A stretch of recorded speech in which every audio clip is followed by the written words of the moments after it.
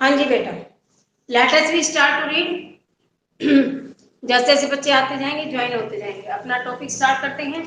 Lesson first of political science class 7।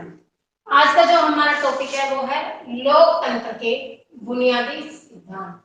यानी जहां पर लोकतंत्र लोगों का शासन है वहां पर किस तरह के सिद्धांत अप्लाई किए जाते हैं, किस तरह के नियम होते हैं, लोकतंत्र के बुनियादी सिद्धांत।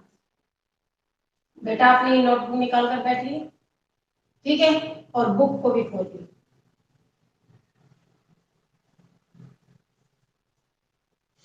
लोकतंत्र के बुनियादी सिद्धांत। हाँ जी, पहला पॉइंट है इसमें, लोकतंत्र में जनता अपनी सरकार चुनती है, वह उसके कामकाज पर निगाह रखती है तथा अगले चुनाव में उसे सत्ता से बेदखल कर सकती है। यानी पहला पॉइंट जो है हमारा, पहले तो बेटा जो जो भी आए हैं ना अपने अटेंडेंस लगाओ। हेलो, हाँ जी, अटेंडेंस टिक करनी आ गई। लोकतंत्र में जनता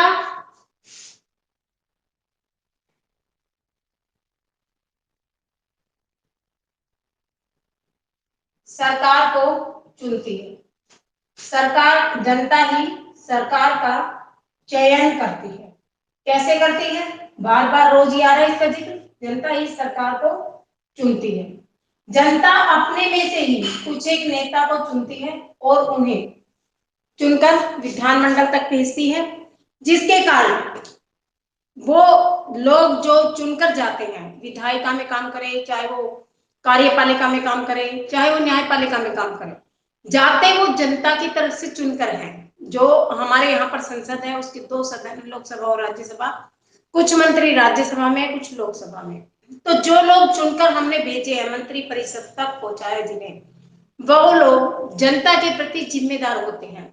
अगर वो अपनी जिम्मेदारी को नहीं निभाते हैं, जनता की अवहेलना करते हैं, जो नीतियां की हैं, जो वादे की हैं, उनसे जाकर वो मुकर जाते हैं, तो जनता भी उन्हें आने वाले 5 साल के बाद जो चुनाव होंगे उनमें उनको हरा देगी और कोई दूसरा ही कैंडिडेट फिर मंत्रिमंडल में जाएगा। तो जो सरकार के लोग होते हैं, जो मंत्री होते हैं, वो जनता से डरते हैं कि भाई जिसने बैठाया, अगर हमने उसी की बातों को नहीं माना, उसके हित की बातों को नहीं किया, तो वो हमें कभी भी हटाकर उखाड़ सकते हैं।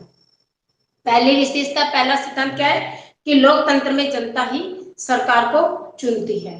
अगर सरकार गलती से गलत चुनी गई या सरकार गद्दी पर बैठते ही बदल गई, दोनों भी कारण हो सकते हैं ना, या तो हम लोगों को पहचान नहीं पाए जिनको चुन के भेजा वो गलत निकल गए, या फिर सरकार तक पहुंचकर वो लोग अपनी मनमानी करने लग गए, उन्होंने जनता की परवाह नहीं की। तो ऐसी कंडीशन में हमारे पास एक ऑप्शन और होता है जनता के हाथों में, जहां पर लोकतांत्रिक सरकारें होती हैं, वो क्या करती हैं,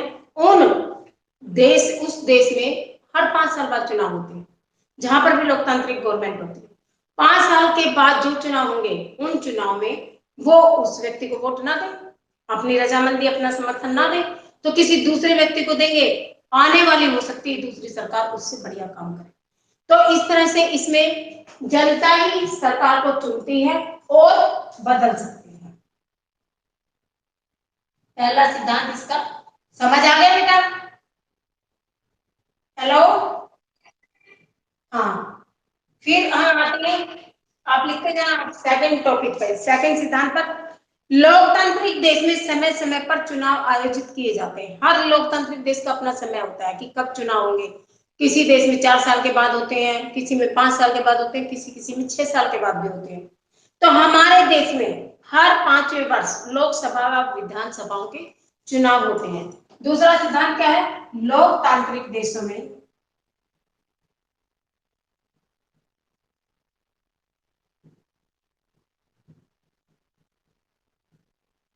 समय समय पर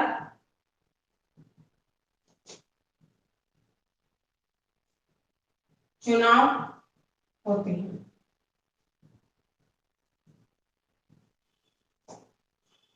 ठीक है, तीसरा पॉइंट है सार्वजनिक व्यस्त मताधिकार का प्रावधान है। यानी सार्वजनिक व्यस्त मताधिकार, आप इसको नोट कीजिए, बहुत इंपॉर्टेंट अधिकार है। सार्वजनिक यानी सभी लोगों को, सार्वजनिक सभी जनों को, सार्वजनिक व्यस्त, व्यस्त का मतलब होता है जिनकी एज 18 साल से ऊपर हो चुकी है, जो 18 साल तक के हो चुके हैं। सार्वजनिक व्यस्त मताधिकार, वोट देने का अधिकार। ऐसे बालिग व्यक्ति जो 18 साल से ऊपर की जिनकी आयु हो चुकी है, उनको सार्वजनिक व्यस्त मताधिकार का प्रावधान है। प्रावधान का मतलब नियम है, प्रावधान होता है इसमें, जहां पर लोकतांत्रिक देश है। नहीं तो कई देश ऐसे हैं जहां पर लोकतंत्र की व्यवस्था नहीं है, तो वहां पर किसी को भी वोट देने का अधिकार कई कई जगह पर छीन लिया जाता है। जैसे कमजोर लोगों को, जो मजदूर लोग हैं उनको नहीं होता, महिलाओं को नहीं होता। लेकिन जहां भी लोकतंत्र की व्यवस्था होगी, सभी व्यक्ति जो 18 साल से ऊपर के हैं उन सबको सार्वजनिक व्यस्त मताधिकार प्राप्त होता है। इसका मतलब क्या है, देश का प्रत्येक वो व्यक्ति जो 18 साल का हो गया, आप भी तो 18 साल के हो गए ना कभी, जब आपको पता लगेगा, जब आप वोट देने जाओगे, तो उसके साथ कोई भेदभाव नहीं किया जाएगा। ना तो उसको रंग को देखकर कि ये गोरा है ये काला है, ना उसके जाति को देखकर कि दलित जाति का है निम्न जाति का है, ना उसकी भाषा को देखकर कि हिंदी बोलता है, इस्लाम बोलता है, या सिख बोलता है, क्या बोलता है, पारसी बोलता है, ईसाइयों की भाषा है। या फिर मतलब कहने का तात्पर्य ये है कि उससे जाति को लेकर, धर्म को लेकर, रंग को लेकर कोई भेदभाव, किसी तरह का भेदभाव नहीं होगा। चाहे वो भाषा के आधार पे हो, वंश के आधार पे हो, लिंग के आधार पे हो कि ये स्त्री है या पुरुष है। लिंग भेद होता है, स्त्री और पुरुष में भेद। तो कई बार कई जगह पे होता है ना कि स्त्रियों को वोट देने का अधिकार नहीं है, पुरुषों को है।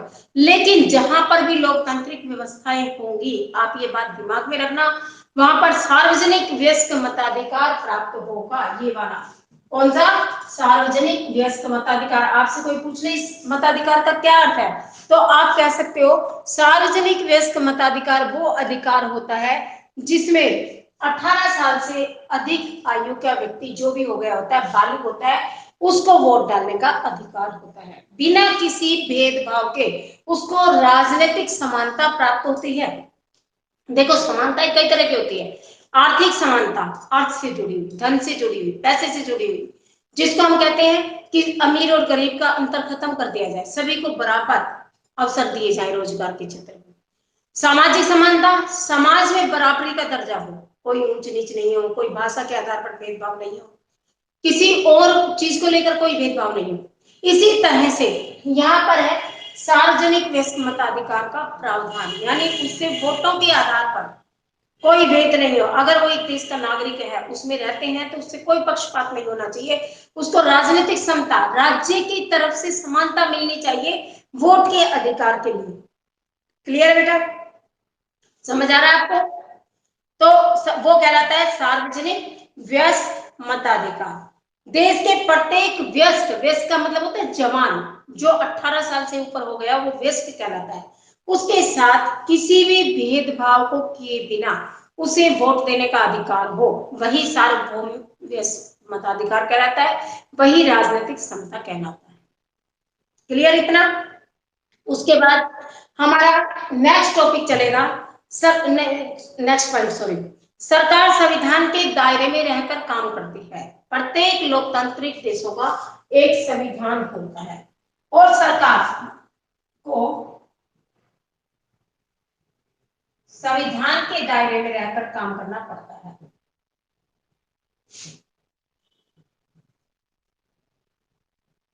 संविधान के अंतर्गत काम करना पड़ता है। ऐसा नहीं है कि सरकारें बन गई तो अपनी मनमानी चला लेंगे, भाई मैं तो गद्दी पर बैठ गया, अब मुझे जनता से कोई मतलब नहीं है, अपने नियम बना ले, अपने मन इच्छित शक्तियों को जो भी उसकी है उनको पूरा करने की कोशिश करे, तो ऐसा नहीं है। लोकतांत्रिक देशों में सबसे अच्छी खासियत ये है कि उनका अपना संविधान होता है और उस संविधान में सारे नियम कायदे लिखे होते हैं। जैसे आपकी अपनी बुक होती है ना सिलेबस की, जिसमें लिखा होता है पहला लेसन ये है, इतने पेज पर है, ऐसे उसमें सब सूचियां, अनुच्छेद दिए हुए होते हैं, जिसमें पूरा विवरण दिया हुआ है कि सरकारों के कर्तव्य क्या है, सरकारों के कौन से काम होते हैं, कौन सी शक्तियां होती है। प्रत्येक सरकार का वर्णन है, राज्य सरकारों की क्या है, संविधान में जो केंद्र सरकार है उनके पास क्या शक्तियां, क्या कार्य हैं, जो स्थानीय सरकार है उनके पास क्या शक्तियां और क्या कार्य, और लोगों के भी कर्तव्य दिए गए हैं। ऐसे नहीं कि सरकारें अपनी मनमानी अपने अच्छे ढंग से काम करें लेकिन लोग वहां पर कुछ का कुछ करते रहे, अशांति व्याप्त करे देश में, ऐसा नहीं है। उनको भी कर्तव्य दिए गए हैं कि लोकतंत्र देश में कर्तव्यों के पालन करते हुए एक नागरिक जीवन यापन करे, अपने कर्तव्यों के साथ वहां पर रहे, सुख शांति की व्यवस्था करे, और कुछ अधिकार राज्य भी अपने नागरिकों की सम्मान में वृद्धि करने के लिए देता है, ताकि उसको ये महसूस हो कि मैं इस देश का रहने वाला हूँ, मुझे यहाँ पर ये समानता मिली है, मेरे साथ कोई भेदभाव नहीं है। तो सरकार प्रत्येक लोकतांत्रिक देश में संविधान के नीचे रहकर काम करती है, संविधान का के अनुसार काम करना पड़ता है। और विश्व के अधिकांश लोकतांत्रिक देशों का अपना लिखित संविधान होता है। जैसे हमारे बड़े सबसे पहले आपको ये पता होना चाहिए कि संविधान कहते किसे हैं, संविधान है क्या, कोई बताएगा? आपको पता है संविधान किसे कहते हैं?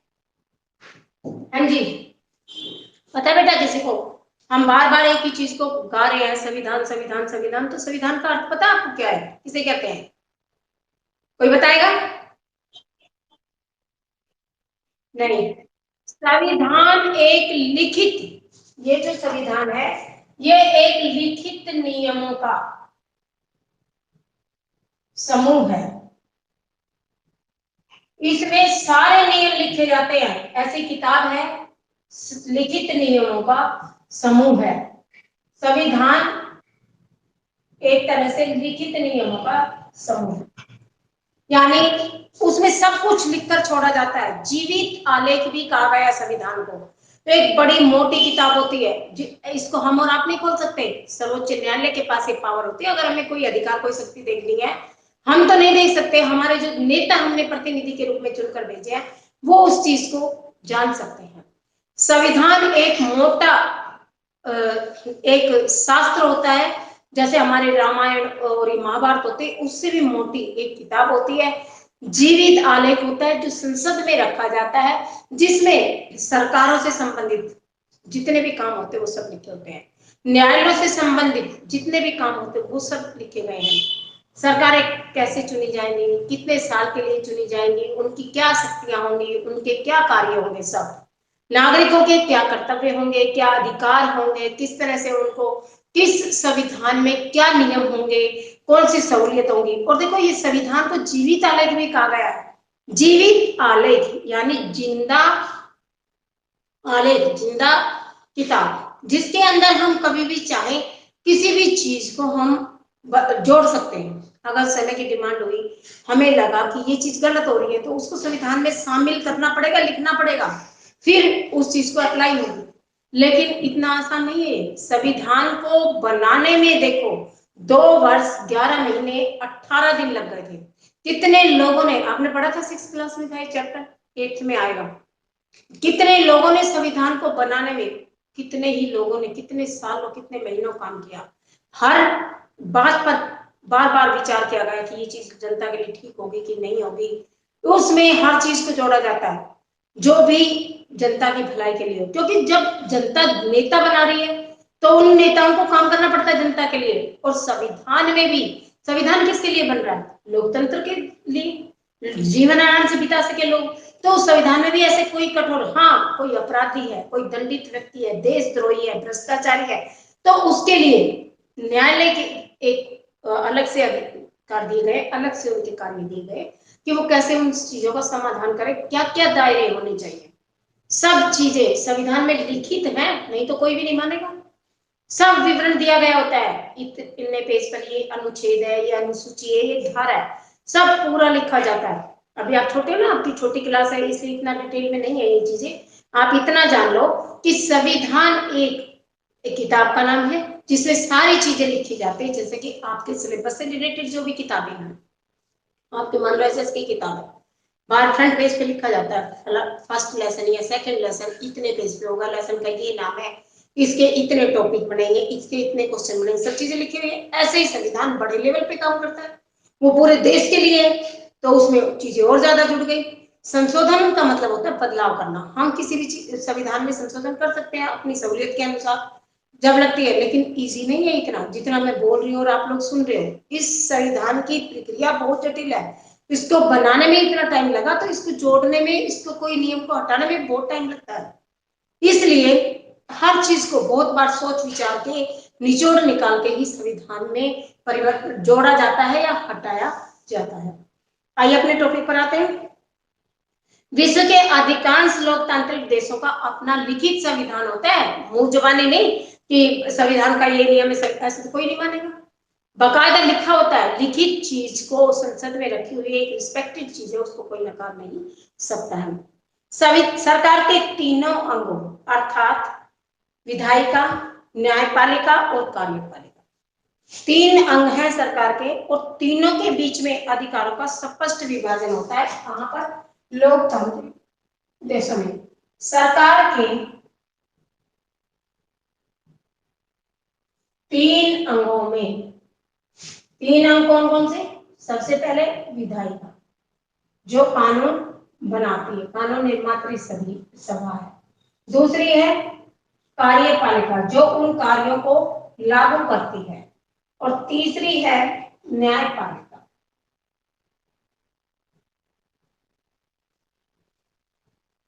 ठीक है, विधायिका, कार्यपालिका और न्यायपालिका, ये तीन अंग होते हैं किसी भी सरकार के। और इन तीन अंगों में सरकार की शक्तियां जो भी हैं, सरकार के अधिकार जो भी है, इन तीन अंगों के काम जो भी है, वो सब इनको लिखित रूप में संविधान में मिलेंगे, जिसके अनुसार ये काम करते हैं, ताकि कोई विवाद उत्पन्न ना हो, कोई झगड़ा ना हो। मान लो इसका काम इसने कर दिया तो झगड़ा होगा।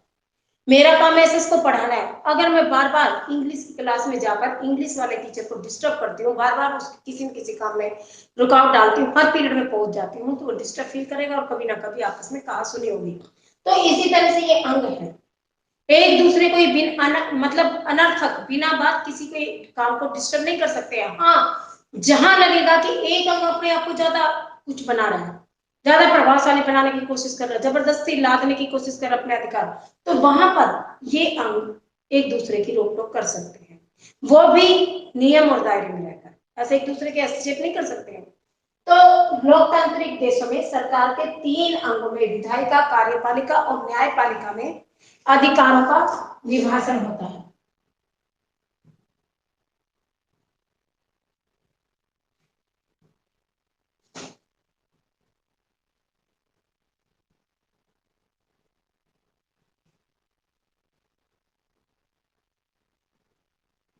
सिद्धांत है ये, लोकतांत्रिक देश में ये चीजें होनी चाहिए। उसके बाद समानता और स्वतंत्रता केवल लोकतांत्रिक शासन व्यवस्था वाले देशों में ही होती है। जहां पर लोकतांत्रिक सरकारें होंगी वहीं पर सभी को समान समझा जाएगा, उन्हीं को ही राजनीतिक क्षमता प्राप्त होगी। जहां पर लोकतांत्रिक व्यवस्था नहीं है वहां राजा की शासन चलेगा, तानाशाह शासन होगा, सैन्य प्रशासन होगा, जहां पर अपनी अपनी चलाएंगे, वो अपने आप को श्रेष्ठ दिखाएंगे, अपनी मनमानी करेंगे, स्वेच्छाचारी ढंग से वो काम करेंगे। वहां पर जनता की नहीं सुनी जाती, और ना ही लोगों को इतनी आजादी प्राप्त होती है कि वो किसी सम्राट के बारे में कुछ कह सके। उसको उसी समय जेल डाल दिया जाएगा, दंडित कर दिया जाएगा। ना तो वो अपने मन के विचारों को कह सकते हैं जहां पर लोकतांत्रिक सरकारें नहीं है, ना वो अपनी बात सरकार से संबंधित हो, अपने अधिकारों से संबंधित हो, किसी बात को नहीं बोल सकते हैं, क्योंकि वहां पर उनकी चलती नहीं है। केवल लोकतांत्रिक व्यवस्था ऐसी होती है जहां समानता और स्वतंत्रता उपलब्ध होती है। समानता और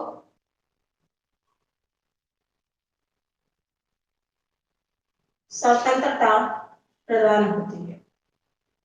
कहीं भी वो जा सकते हैं, किसी भी काम को कर सकते हैं, किसी भी भाषा को बोल सकते हैं, किसी भी धर्म को मान सकते हैं। नहीं तो आप देखोगे जो सम्राट का धर्म होता है, कई पाकिस्तान जैसे है, यहाँ पर इस्लाम धर्म के मानने वालों का आदर किया जाता है, उन्हीं के हिसाब से कानून बनते हैं, बाकियों को कोई महत्व नहीं दिया जाता।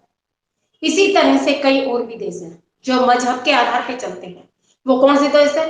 गैर लोकतांत्रिक। उनको हम फिर लोकतांत्रिक नहीं कहेंगे, क्योंकि एक धर्म का तो सम्मान कर रहे हैं, दूसरे का नहीं कर रहे हैं, तो वो लोकतांत्रिक कहां से कहलाएगा?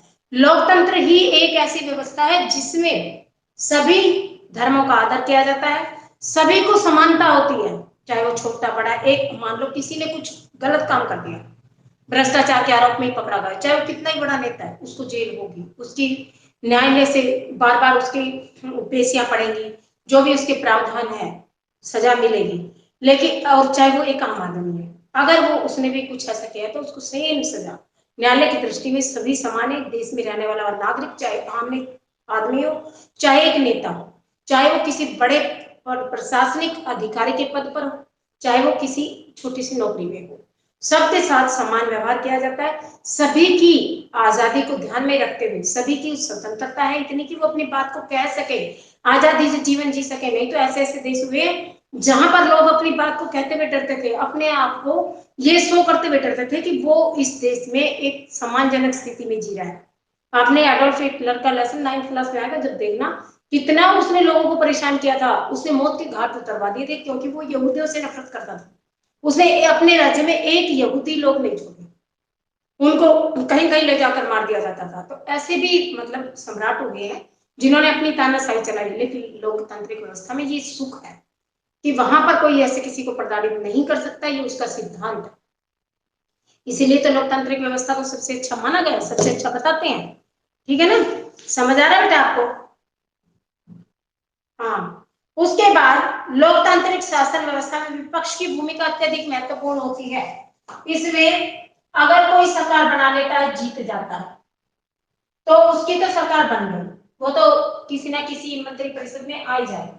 लेकिन इसमें विपक्ष, विपक्ष का मतलब है जो दूसरा पक्ष जो थोड़े से वोटों से हार गया, विपक्ष की भूमिका अभी समझाती हूँ। इसमें विपक्ष की भूमिका बहुत महत्वपूर्ण होती है।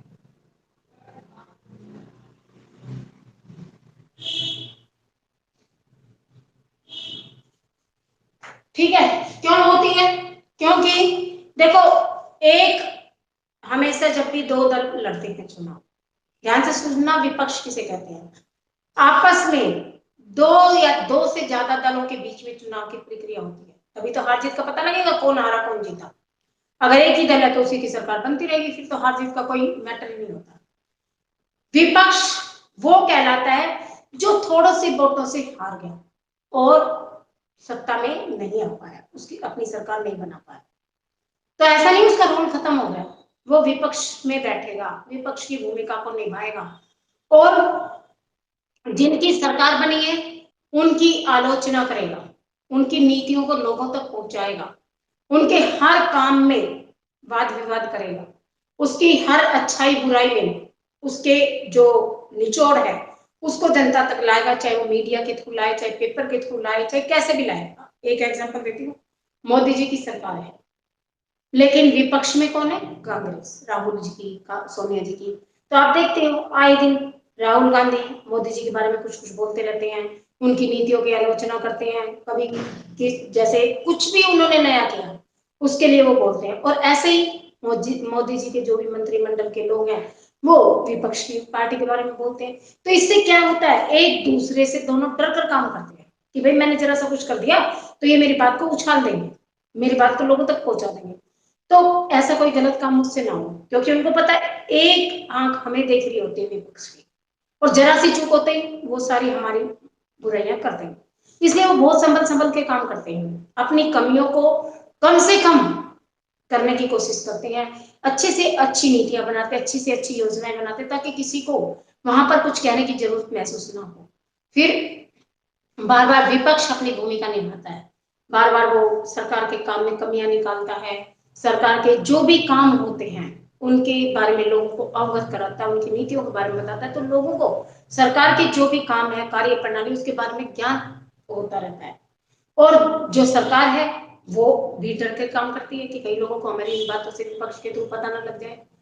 मतलब एक प्रभावशाली संस्था के रूप में, एक प्रभावशाली व्यक्तित्व के रूप में विपक्ष के लोगों की भूमिका होती है। और ये लोकतंत्र में ही होता है कि वो विपक्ष में बैठकर सरकार के बारे में कुछ भी बोल सकते हैं, कभी उनको कोई जेल नहीं होती, कोई प्रताड़ित नहीं किया जाता, कोई दंड नहीं किया जाता, क्योंकि लोकतांत्रिक देशों में अपने मन की बात को कहने का अधिकार होता है। उसके बाद लोकतंत्र में जनता अपने मौलिक अधिकारों जैसे कि भाषण और अभिव्यक्ति, भाषण यानी हम मंच पर खड़े होकर कुछ भी बोल सकते हैं। आप इलेक्शनों के दिनों में देखते हो ना, एक नेता दूसरे की बुराई करके जा रहा है, दूसरा तीसरे की कर रहा है, इसका मतलब हमें वो अधिकार दिया गया तभी तो हम खड़े बोलते हैं, नहीं तो पकड़ ले जेल में डाल दे, दोबारा कोई नहीं बोलेगा। हेलो, हाँ जी, सुन रहे ना। हाँ, तो लोकतंत्र में जनता को मौलिक अधिकार दिए गए होते हैं। कौन कौन से मौलिक अधिकार होते हैं? 6 दिए गए हैं। भाषण का अधिकार, अभिव्यक्ति की संरचना, धर्म की स्वतंत्रता, राजनीतिक समानता, शोषण के विरुद्ध अधिकार और उपचारों का अधिकार। यानी इस तरह के कुछ 6 अधिकार हैं जो लोगों को दिए गए हैं। अभी आजकल एक और अधिकार जोड़ दिया गया, सूचना प्राप्त करने का अधिकार। तो इस तरह से ये लोकतंत्र में ही व्यवस्था है कि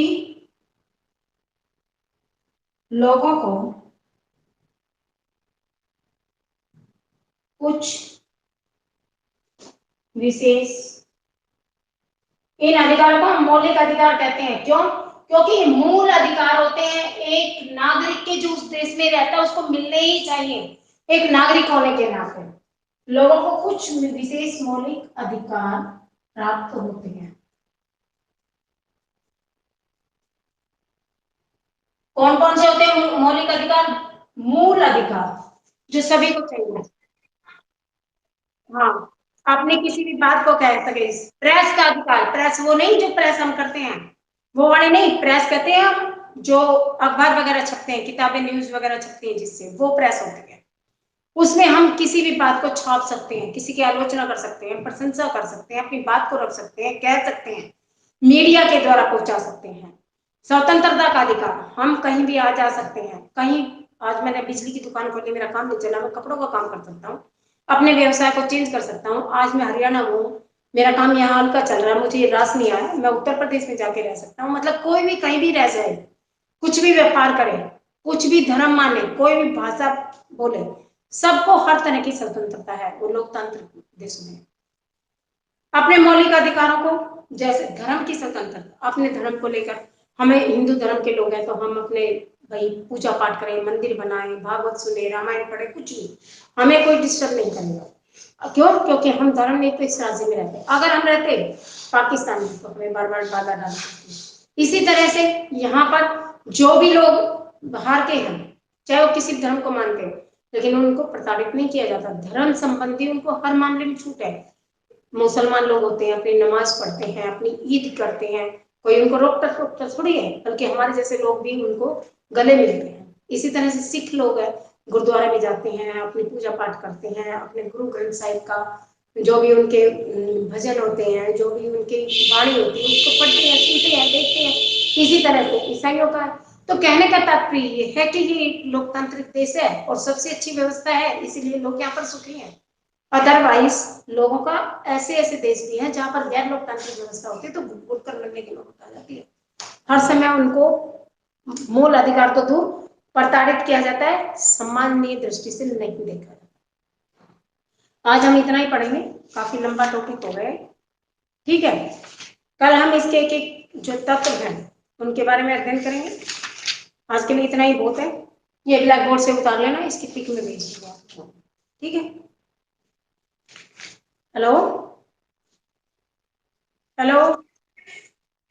हाँ जी, क्वेश्चन लिख रहे हो? कल वाले लिख लिए? हाँ जी, कल वाले क्वेश्चन लिख लिए आपने? क्यों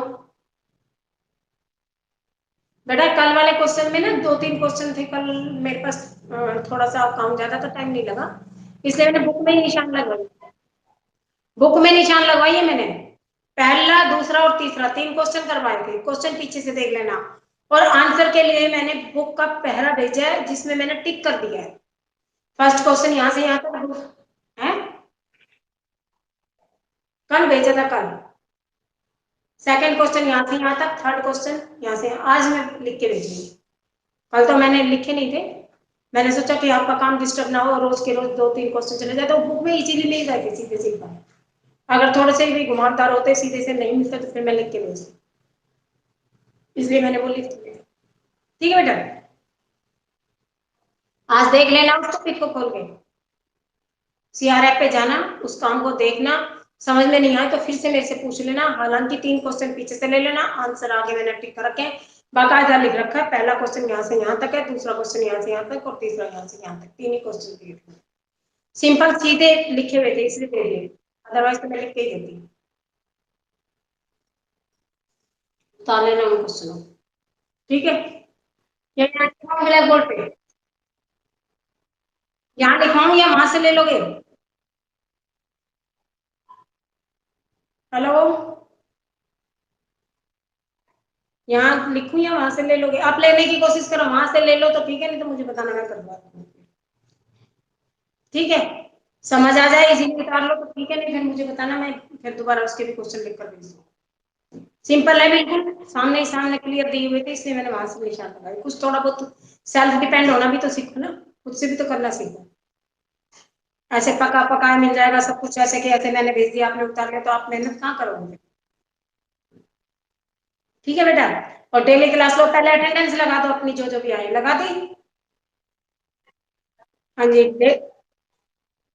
लगानी आ गई सबको? हाँ, तो सबसे पहले अटेंडेंस लगाया करो, नहीं तो आप क्लास में आके भी एब्सेंट हो जाओगे, और डेली की अटेंडेंस हमें भेजनी पड़ती है, ठीक है बेटा। ओके, आप बताइए, आज का टॉपिक समझ आ गया? लोकतंत्र के सिद्धांत कौन कौन से हैं? अगर आपसे कोई पूछे कि लोकतांत्रिक देश किसको कहते हैं, तो आप बता पाओगे कि लोकतांत्रिक देशों में ये चीजें होनी चाहिए, कौन कौन सी? बताओ।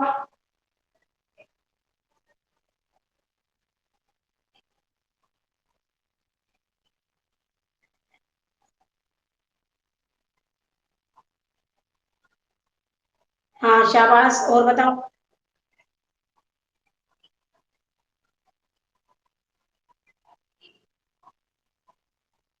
हाँ, और आप एक लोकतांत्रिक देश में रहते हो, आपको क्या क्या अधिकार है? हाँ।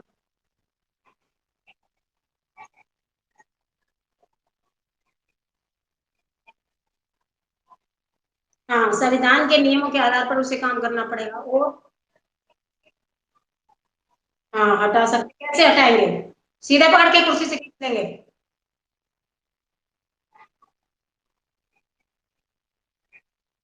हाँ शाबाश, और बताओ। 10 पॉइंट तो मैंने लिखवा दिए।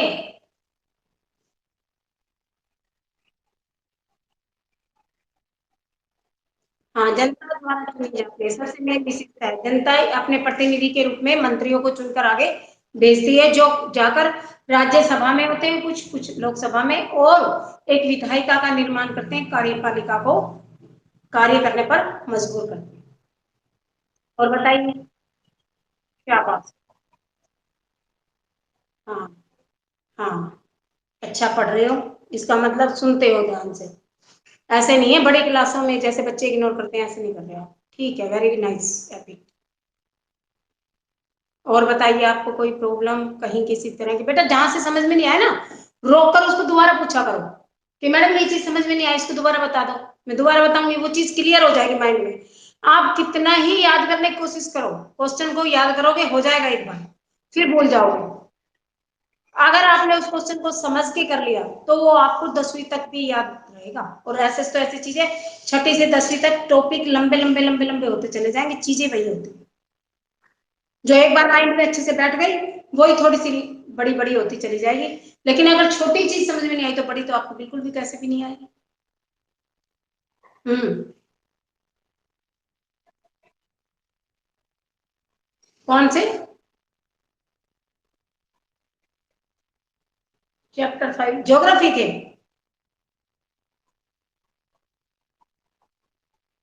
10वां क्वेश्चन? भेज दो, भेज दो। और बताओ, और कोई दिक्कत है तो बताओ।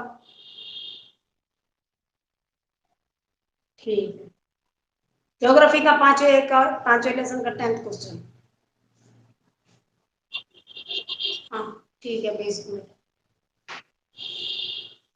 और बताइए, और कोई दिक्कत? चलिए, अब ओवर करते हैं अपनी क्लास को। You can now leave out, ठीक है, आपकी नेक्स्ट क्लास का टाइम हो रहा है, आप छोड़ सकते हो बेटा। Okay, bye. सभी छोड़ा करो, तभी मैं इसको बंद कर पाऊंगी क्लास को, नहीं तो ये चलती रह जाती है क्लास। हाँ बाय।